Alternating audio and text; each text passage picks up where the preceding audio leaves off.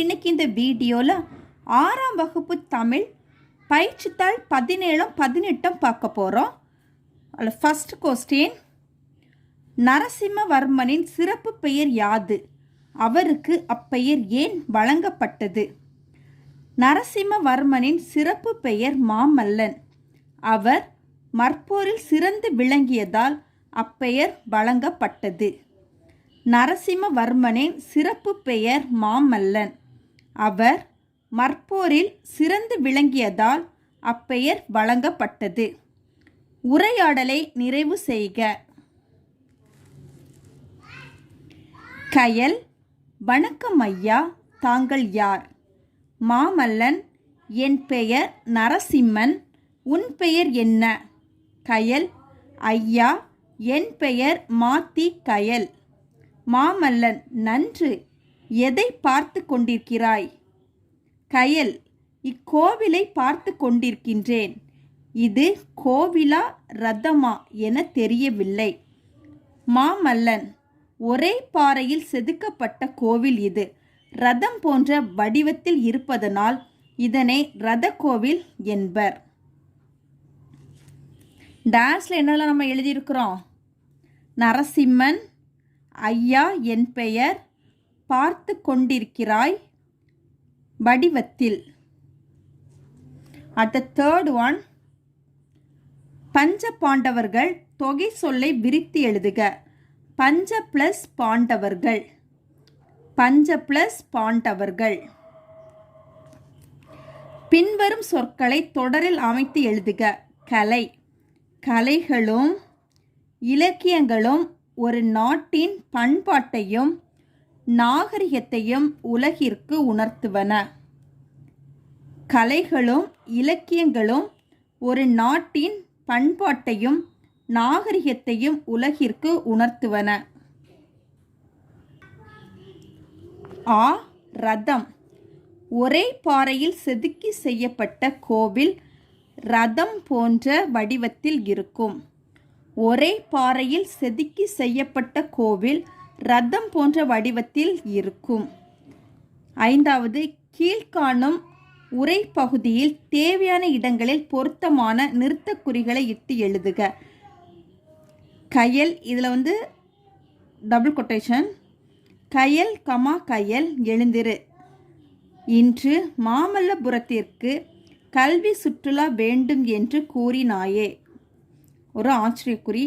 இன்னும் தூங்கிக் கொண்டிருக்கிறாய் என்னும் தாயின் குரல் கேட்டு கண் விழித்தாள் கயல். இங்கே லாஸ்ட் ஒரு புல் ஸ்டாப்.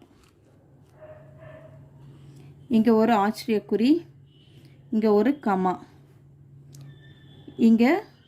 இங்கேயும் open quotation mark, closed quotation mark.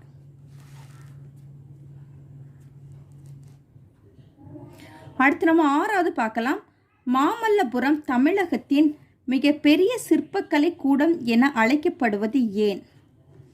கட்டுமான கோவில், குடைவர கோயில், ஒற்றைக்கல் கோயில்கள், புடைப்பு சிற்பங்கள் கொடுத்துருக்காங்க. இதை வச்சே நம்ம ஆன்சர் அமைச்சு எழுதிக்கலாம். கட்டுமான கோயில், குடைவரை கோயில், ஒற்றைக்கல் கோயில்கள், புடைப்பு சிற்பங்கள் இவைகள் தமிழகத்தின் மாமல்லபுரம் என்ற இடத்தில் இருப்பதால் மிகப்பெரிய சிற்பக்கலை கூடம் என அழைக்கப்படுகிறது. அடுத்து 7வது, ஓவியம் வரைபவர் ஓவியர். இது போன்று பிற தொழில் புரிபவர்கள் 4வரின் பெயர்களை கூறுக. விடை: ஃபர்ஸ்ட் ஒன், சிற்பம் செய்பவர் சிற்பி. செகண்ட் ஒன், விதை விதைத்து அறுவடை செய்பவன் உழவன். தேர்ட் ஒன், மண்பாண்டம் செய்பவன் குயவன். 4வது, மரவேலை செய்பவன் தச்சர். அடுத்து 8, குறிப்பை விரித்து அரைப்பக்க அளவில் எழுதுக. இதில் நமக்கு சின்ன சின்ன குறிப்புகள் கொடுத்துருங்க. இதை வச்சு நம்மள அரைப்பக்கத்துக்கு ஒரு கட்டுரை மாதிரி எழுத சொல்லியிருக்கிறாங்க. ஓகேவா? நான் பல்லவ மன்னன். என் பெயர் நரசிம்மவர்மன். நான் மற்போரில் சிறந்தவன். அதனால் எனக்கு மாமல்லன் என்னும் பெயரும் உண்டு. இந்த ஊர் உருவாக எனது கேள்விதான் காரணம் என்பதால் என் பெயரை இந்த ஊருக்கு வைத்து விட்டார். மாமல்லபுரம் பல்லவர்.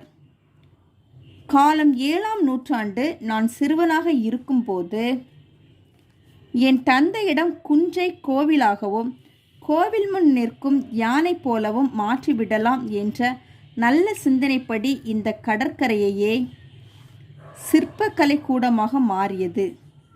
மாமல்லபுரத்தில் காண வேண்டிய சிற்பங்கள்: அர்ஜுனன் தபசு சிலை, 5 ரதங்கள் உள்ளதால் பஞ்ச பாண்டவர் ரதம், புவி குகை கோவில், திருக்கடல் மல்லை கோவில், கண்ணனின் வெண்ணெய் பந்து, கலங்கரை விளக்கம் மற்றும் நம் நாட்டின் பாரம்பரிய சின்னங்கள் இவை அனைத்தையும் பாதுகாப்பது நம்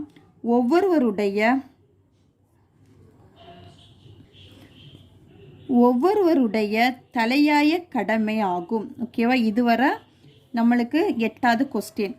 அடுத்து 9. சிற்பி ஒருவரிடம் நேர்காணல் செய்வதற்காக அவரிடம் நீ கேட்க விரும்பும் 5 வினாக்களை உருவாக்குக. வினா 1. சிற்பம் செதுக்குவதில் உங்களுக்கு ஆர்வம் எப்படி வந்தது? வினா 2.